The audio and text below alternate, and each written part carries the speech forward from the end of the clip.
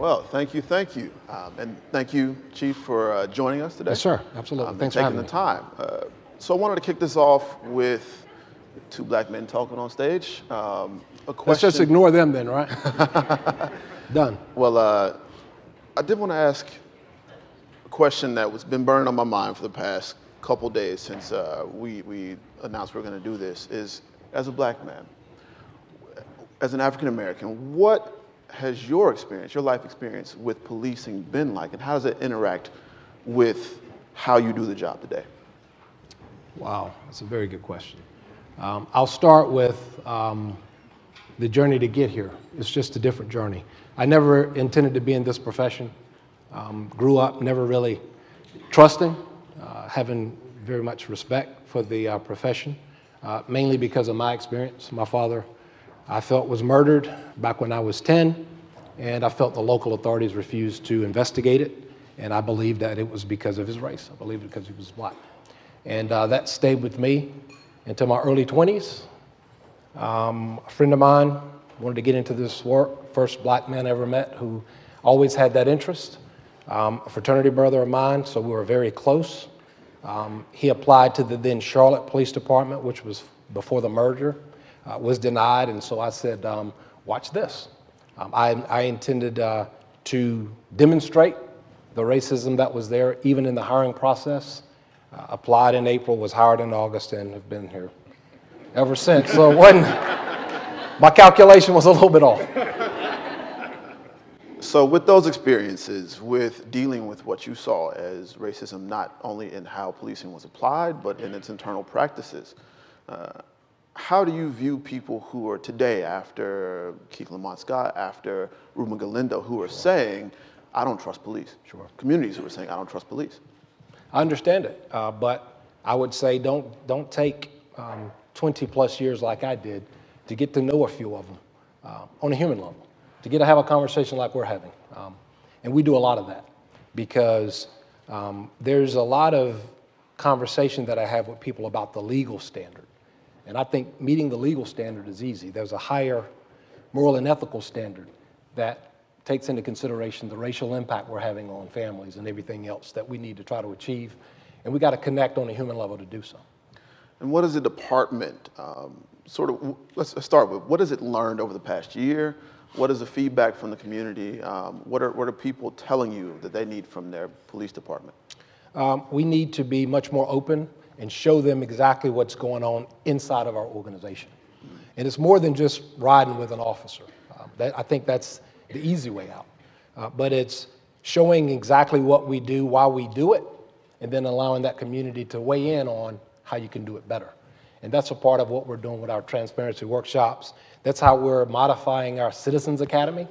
But ultimately, it's also how we're listening when we have these in-depth conversations with people all over the city. What's the Citizens Academy? Citizens Academy is it's about 9 months long, and we give you soup to nuts experience of how we're trained, how we apply our policies, and also it helps us fill in those gaps in the policies. But ultimately, it shows people what we do as a profession and how we train our people and how we socialize new people coming into this line of work. And you said that's been going on for how long? That's been going on for over a decade. Over a decade. Yes, but we've been fine-tuning it over the last couple of years because I think it was more look at it from our perspective than having it much more mutual. Mm-hmm. And how have people responded to making it, like you say, more mutual? About 150 recommendations. We keep having a lot of feedback that we're getting where people are telling us specifically where they think we're off target.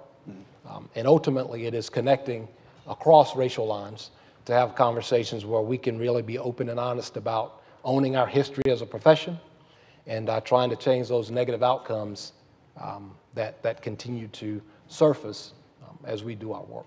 Well, how do you change those outcomes, though, when you're talking about people who may be seeing the hand of racism again and the killing of people on the streets and people who died in officer-involved shootings? They say, okay, that's racist. Sure. And you have an experience yourself that you think is racist. How do you reach out in good faith to people and say, okay, it's not? Or how do you alleviate those concerns? I love it. The main way is you have to experience it. I can talk to you all day, but until you experience both sides, you're never going to speak from a position of true insight. And it helps us too, because we have white officers at the table with black young kids who are telling them why they perceive not only them individually, but their profession as racist. And then we have to do some self-reflection. We have a year-long cultural competence course that we go into with a professor out of Smith. And it's more internal work. But you also make a comment that everybody does. They make the leap from implicit bias and racism all the way to, okay, another black or Latino just got shot. And I say we have to pause a bit, because there's a lot of things that are happening that are, I think, not as interrelated as we try to make them. Because the legal standard that I talked about that's easy to achieve as far as lethal force, even though it's in a racial context, that split-second decision is what we're struggling to get people to understand, that there are a lot of cultural factors that might drive that collision. But at that moment, I find it hard to say race is the reason, because what we're trying to preach here is, and I tell the young black males in particular, don't let anybody who might have a racial connotation or perspective of you act on that legally. And that instant, that moment, I believe we're allowing for whatever perception we have or that person, that officer has to act on. And that's where we're missing the boat. We should be talking about how we engage with officers. And if I'm armed, put the gun down. Live to have your day in court. Live to fight the very perspective and racism as you see it. But don't give your life for that. We're trying to change our conversation to be a bit more practical at that key moment, and then philosophical down the road as we can build on the trust and the legitimacy that we're needing in this profession. Are there certain basic rights you would expect to have at a police stop? Absolutely. And how do you cotton with, so there are certain things in that split second that may be difficult, that may be, point-to-point decisions that you can't get in somebody's brain, but when you see people who are looking at the outcomes, who are saying, okay, black folks are killed at twice the rate of white folks in police stops, how do you say, okay, we're going to disaggregate that from the individual officer's decision? I don't have to. The Supreme Court has. Mm-hmm. What I'm saying is we got to do work on the front end, because what people gloss over too is right now in Charlotte, 75% of my homicide victims are black. And yeah, it gets that quiet.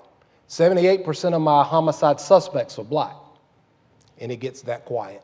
We have to do work on the front end if we're serious about changing outcomes, because if we were proportional in the homicide rate, y'all would be saying, great job, Chief. We've only had 42 murders versus 45 last year. But that's not what we're saying. We're saying, oh my God, we've had 75. 54 of them are black. Chief, won't you change that in that split second, because we keep saying these negative outcomes. What I'm saying is the work goes on the front end before you measure on the back end. And my misperception was you could chalk it all up to race and bias. The reality is not. The reality is we have to do work changing humans at a younger age. We also have to do work changing education opportunities. We have to mentor. We have to give up ourselves, our time, our energy, and some of our finances to help people who are struggling, who have no hope. Because I believe the hopelessness when it collides in that split second is what frustrates me and hurts me as a black man. Because there's a lot of history that are pushing us on that collision course. I don't mean to dominate the conversation. As you see, I have a little bit of passion around that topic. It's a question and answer. You're answering. Yes, sir. I'm only asking the questions. But for me, as a black kid who grew up on Beatties Ford Road, yes, sir. Right, I saw people who were shot and killed before my 5th birthday. Yes. I would say part of the hopelessness is because people don't feel they can trust the authorities, whether it be police, first whatever responders, system. Yes, sir. whatever system, to come and help. And so, how do you, especially in the wake of the last 2 years, say, okay, it's a hopelessness problem or it's a character problem when people just don't feel that they can trust anyone above the level of themselves. That's what people buy guns, I think. Sure. Why they buy guns is again part of the culture that I talk about. This is a gun-toting country. But to speak to the other piece of it, what I'm saying is our work as an organization now can't be just dealing with split-second decisions. Our work has to be changing those outcomes. The reason there is so little trust is because until we're having to force it now, these difficult conversations that aren't easy at younger ages, so that people can also see that not all cops are bad, although we do have some bad cops. But being able to understand that we also have an obligation to change that equation. I think you have a lot of things that drive us, and what we keep missing too, and I know this isn't well received, but I don't care, y'all asked me to come here, is there's a failure on behalf of adults and parents to start these connections at a young age so we don't have that fear. It makes no sense that 20 years and 30 years of your life you have this fear that you haven't been able to challenge and get a better understanding. And that's separate and apart from the outcomes that we keep hearkening back to. Walk me through this, okay? Yes, sir. You have a person who, like yourself, has an experience as a child, and they say, okay, this system is corrupt. Yes. I don't want to deal with it. And they may be in the right in some cases, in most cases. And how do you move on from saying, okay, they have to teach their kids to not believe it's corrupt? But there seems to be a disconnect there between what you're expecting people to do and their lived experiences. Not at all. I'm modeling it. I have 2 young boys, and they happen to be black. That's science that I don't understand, but it always turns out that way. So what I'm teaching them, though, is we're going to challenge, because you say it's the reality. And I thought, and it was my reality for 20 plus years, but what I see is that reality was kind of narrowly focused on that experience that happened 12 and 14 years ago. So I have to be open to the conversation, and we keep talking about difficult conversation. It's not just the conversation. Talk starts a movement, then you gotta move. Then you gotta do something. And what I'm telling my boys is, don't be quick to judge everything as an excuse of race. Because I had a kid, quick experience, who went to school and teacher tells them both sit down. One kid's white. My kid, I just told you by biology, black. And they both didn't sit down the first time. Tells them again, my boy knew dad was at home. So he sat down.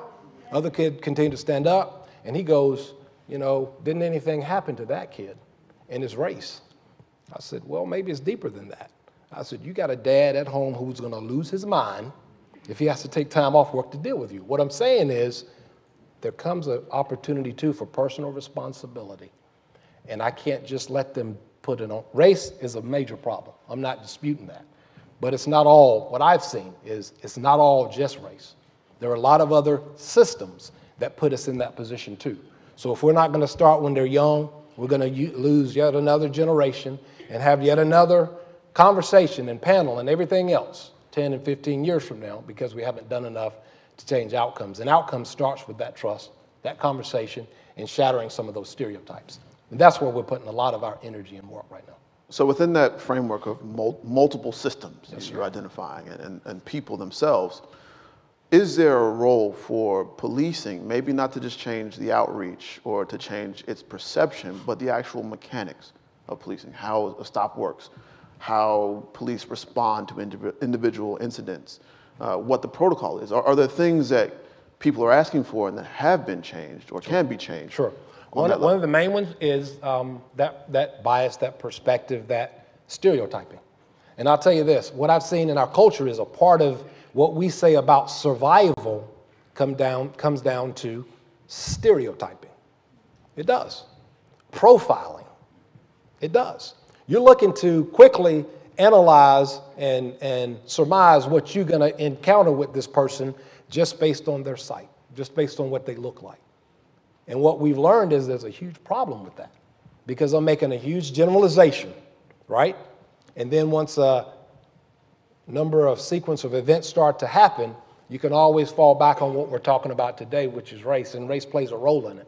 So what we're trying to do is first connect so we can shatter the stereotypes in a sterile environment so that when you have emotion and tension and everything else, you at least have a frame of mind knowing Why am I categorizing this person who I don't know, and where might that lead in this encounter? You're at least having a second to step back and think about it on a deeper level of just then whether or not I'm going to survive today, because it's bigger than that. If we're not talking about how we all survive, we're not having the right conversation. Well, how do you engage and measure that, though? Ultimately, it's the work I do every week when we're coming into environments that are not this big, but a lot smaller, a lot more manageable, and having cops at the table, having these conversations with people different than them so that we can shadow those stereotypes. And that is the ground game. The other thing is what we do in that year-long cultural proficiency, where we talk about a lot of things beyond race. We talk about privilege and everything else to get you trained here and here. I can teach you how to do the job here. I can't impact some of this. So we want to bring that out. And if you're not the right kind of person for this work, we want to get you out of it. And how do you measure that, though, in the actual field and during a stop? Sure. Well, what I'll tell you is this. I can't measure it in outcomes on the stop. How I can measure it is when we have little young Black and Latinos who are teaching white officers Spanish and wanting to go to dinner and spend time with them and calling them by their first name. We keep going back to what we can tell in the data, and what the data is never going to show us is what we have to overcome in the history and the culture. So we're doing that type of work so that when you have these encounters, there's a different frame of reference. And if that's going to pay dividends over the next 2 years, probably not. But I can tell you it's changing lives as we speak right now. That's the heavy lifting. That's the work that's going to, I think, pay huge dividends down the road.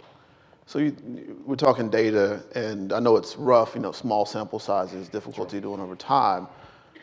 But I think a lot of folks are saying, okay, last year, and I say we because this is my community, we had Keith Scott. We had the people who were protesting. We had anger and violence on the streets after that. And there were a series of steps that the department took, that the community took, to hopefully change that from happening again. And then you have now Ruben Galindo, people who are saying, okay, nothing has changed. Well, here's the deal. If you want to talk about data, last year we had 12 officer-involved shootings, 12, 5 were fatal. This year we have a total of 4 that have happened and 3. So are you going to say that that's a success based on the work that this community did? I say get out of here. Not even close. We've just been lucky. What I'm saying is the work takes a lot more to do. And if my question is, how do you quantify success? If it is the number of officer-involved shootings, I think we're way, way too low. I think that's an excuse to get away from the systemic work we have to do in this profession, in education, and a lot of other places that we keep debating about. Well, look at what we're talking about right here, since you want to make it relevant to home. We're talking about where our kids go to school. And I say, why are we having that conversation? And we talk about a lot about the data around the value of my home. What we're really talking about is this history in this city around race that we're too cowardly to really honestly address. So if you want to talk about data, let's start there. Let's start there. I'm going to open up for questions in 1 minute, but final question from me. It seems like the final metric here should not be, like you said, officer-involved shootings. Great. Should not be these individual encounters. It should be whether people trust their police and the authorities generally to act on their behalf. Yes. How can the department and how can you what is your report card if the community is saying, okay, we don't trust you? Thank you. Thank you. Great question. Can we give him a hand? Great question. Yes. Thank you. I was hoping that's what you were going to ask, but I was hesitant at the end. What we're going to do is we're going to be hyper-specific by geography, where we measure the level of trust, all right, and have the community also prioritize what is most important in that neighborhood. And then we're going to do the work that we're doing with a lot of our partners in the Community Empowerment Initiative, where we have service providers come in and do the work we're talking about, mentor the kids and help them with tutoring and everything else that this great community can do. And then a year later, we come back and measure. I can assure you, what we're going to see is reading levels go up, Respect for authority goes up. Hope goes up. The police, our satisfaction level and perception of us goes up. That's how we're going to specifically quantify. But that's a year from now. What I'm saying is we need as a community to come in and do the work right now, or we're not going to have a very good report card at all in 12 months. All right. Questions? Hi, my name is Sam Poehler. Hello. With the Freedom Center for Social Justice. So in light of the fact that the current police in the U.S. are historically founded in slave patrols, and the fact that the 13th Amendment explicitly allows for slave labor as long as it's facilitated through the prison system, how do you reconcile yourself as someone continuing to perpetuate slavery in the United States? I think that's a very silly question to ask of me, to be honest with you, because perpetuate slavery? Are you aware that that we as an organization divert about 750 young Black and Latinos out of the system every year to the tune of 2,200? So if I were perpetuating slavery, I wouldn't even be able to recite that number. I wouldn't care. We're trying to break cycles that we talk about are systemic beyond just policing. So what I say is, where is the other work of all the other systems, agencies that can collaborate to change those outcomes? What I can tell you is I do believe incarceration in large numbers has the same outcome, but it has a more dramatic outcome because it does break up the families in ways even slavery couldn't.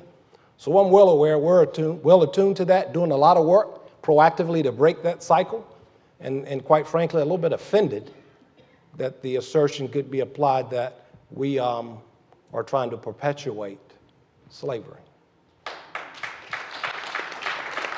So, Chief, Toussaint Romaine back. I know you well, Chief. I know that you want to have a clean and very efficient police department. Part of the protest last year was not just for affordable housing or for other issues. It was because officers were not being held accountable. Mm-hmm. You mentioned 17 officers who were involved in police-related shootings and not one was held accountable. I know within your department, though, that 70% of all police complaints are filed by other police officers. So I'm wondering if you can speak to us about the work that you are already trying to do and the work that we need to do as a community to have more police accountability. Yes, and I'll tell you this. Thank you, sir, for your question. Our issue really revolves around what does that accountability really look like? Because if you go back beyond 2 years, if you go back 4 years, we did more than just have 70% of our people, report misbehavior. We had an officer-involved shooting that was, even on its surface, illegal. We arrested the officer, and the officer went to trial. And those of you who've been here a while know what happened. So accountability would be we hold them accountable, and then the rest of the system is where it went awry. I'm going to tell you this. If we didn't wholeheartedly believe a crime had been committed, we wouldn't have made an arrest. But the accountability on the back end is where it went awry, and that was a jury. So the whole system, and it works as a system does. There's no perfect outcome when you talk about accountability. What I'm most proud of is our people are proactive in holding one another to the high standards that we have as an organization. How you doing? Melody Hello. Gross. Hi. My question is, you mentioned that the data doesn't tell the whole story and doesn't give the context, but 2 minutes prior to that, you mentioned how 75% of your crime victims were assaulted by or Yes. perpetuated by other Black people. Yes. So where's the context for that? Yes. What caused that? And then what's the other percentage of white on white crime, Latino on Latino crime? Because we all know that crime happens where we live. Yes. What I'll tell you is the vast majority of crime is intra-racial, right? It's black on black or white on white. What I'm telling you too, though, we're talking about today race and justice. And what I'm telling you too about is we're talking about what drives our work and where we go. And if you look at the data that exists, we're having to consistently go where we think the amount of hope and resources is lacking the most, and it happens to be in those communities that are Black and Latino. And I think part of what drives those numbers, and the reason I put those numbers out there is we're losing a lot of Black people, and it's not just, as people would lead you to believe, at the hands of the police. I think we need to do a lot of work in that area, but we got to be serious that there's a lot of things driving that we need to attack at a lower level. That is beyond even the control of just one profession like policing. That was the point of that context. Thank you for your questions. Yes. Thank we're you, out Chief. of time? Yes, sir. Yes, sir. And thank Always. you. So, yeah, thank you for joining us. Always, brother. Thank you, my friend. Hey, good to see you, homeboy.